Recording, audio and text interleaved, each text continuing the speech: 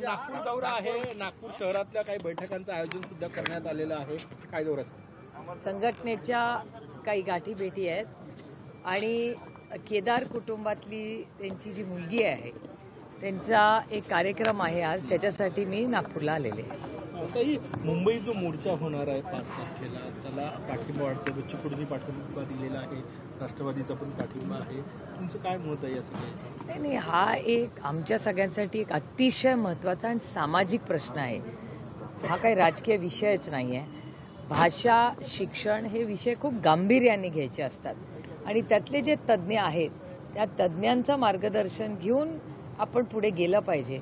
लहान मुलांनी अनेक वर्ष म्हणजे आता तुम्ही कशात शिकला मला माहिती नाही, पण मी SSC आहे आणि SSC बोर्ड हा एक अत्यंत उत्तम बोर्ड देशातलं म्हणून ओळखलं जातं आणि त्याच्यात एवढे मोठे बदल करून ज्या पद्धतीने लादल्या जात आहेत गोष्टी ज्या दुसऱ्या कुठलंच राज्य करत नाही, मग दुसरी राज्य करत नाही, मग महाराष्ट्राला काय एवढ्या आग्रहाची भूमिका घेते हे मला समजत नाही.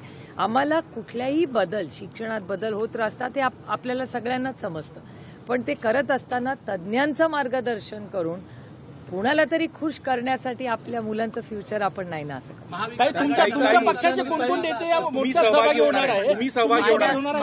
माननीय जयंत पाटील या सगळ्याची माहिती देतील, पण राष्ट्रवादी काँग्रेस पक्ष पूर्ण ताकदीने या मोर्चामध्ये सहभागी होणार आहे. माणुसकीच्या नात्याने शिक्षण हा आमच्यासाठी अतिशय गंभीर विषय आहे. याच्यासाठी तुम्ही स्वतः सहभागी होणार आहे का? पवार साहेब स्वतः सहभागी होणार आहे का या मोर्चात? मला आज उद्यामध्ये ते सगळं कळेल. 5 तारखेला आहे ना, मग आज उद्यामध्ये ठरेल. ठाकरे बंधू एकत्र दिसतात आहे. कार्यकर्त्यांची, नागपूरच्या कार्यकर्त्यांची भावना आहे की पवार कुटुंब सुद्धा एकत्र दिसलं पाहिजे. अनेक युवा कार्यकर्ते सातत्याने बोलून दाखवत असतात. हो, ठीक आहे. बघा, भावना, हे बघा, आम्ही लोकप्रतिनिधी आहोत, त्याच्यामुळे आमच्या सगळ्याच लोकांच्या भावना, त्यांच्या इच्छा या सगळ्या नेहमी ऐकून घ्यायचं, हीच तर कुठल्याही लोकप्रतिनिधीची ही ताकद असते. त्याच्यामुळे त्या सगळ्या भावना या आम्ही ऐकून घेतच असतो. एक प्रश्न असा आहे, महाविकास आघाडी सरकार असताना निर्णय झाला, सुखदेव थोरात असतील, माशेलकर असतील यांच्या समितीनं हा निर्णय दिला, त्यामुळे हिंदी भाषा ही घेण्यात आली असं देवेंद्र फडणवीसांचं म्हणणं आहे.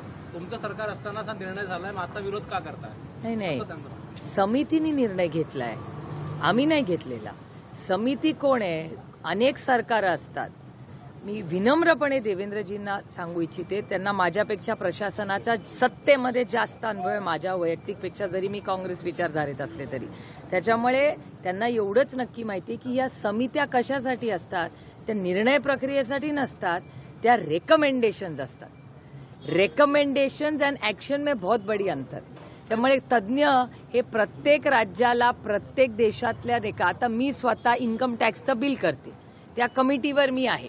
1 नेशन 1 इलेक्शनच्या कमिटीवर आम्ही सरकारला रेकमेंडेशन करतो. आता त्या बिलाची अंमलबजावणी आम्ही म्हणतोय तसं करायचं नाही, करायचं का नाही हा फायनल निर्णय निर्मलाजी करणार ना, आम्ही नाही करणार. म्हणून त्या मंत्री आहेत आणि आम्ही कमिटी आहोत. ठाकरे बंधू एकत्र येत आहे. एक मिनिट थांबा ना, त्यांचा होऊ दे ना. जरी हे खरं असलं तरी तेव्हा समितीचा निर्णय हा स्वीकारणं किंवा फेटाळणं, मग तेव्हाच फेटाळला का नाही? मराठीचा मुद्दा, तर तेव्हाचे मुख्यमंत्री हे मराठीवादी होते, तेव्हाचे मुख्यमंत्री हे मराठीला पहिली भाषेसाठी आग्रही होते, तर तेव्हाच्या मुख्यमंत्र्यांनी तो का फेटाळला असं फडणवीसांचं म्हणणं आहे. नाही, त्यांना म्हणा, हे बघा, आम्ही लोकशाहीवाले आहोत, त्याच्यामुळे एका सशक्त लोकशाहीमध्ये प्रत्येकाला बोलायचा अधिकार आहे आणि नुसतं बोलायचं नाही, जो समोरचा आहे त्यांनी ऐकून घ्यायची पण ताकद आहे.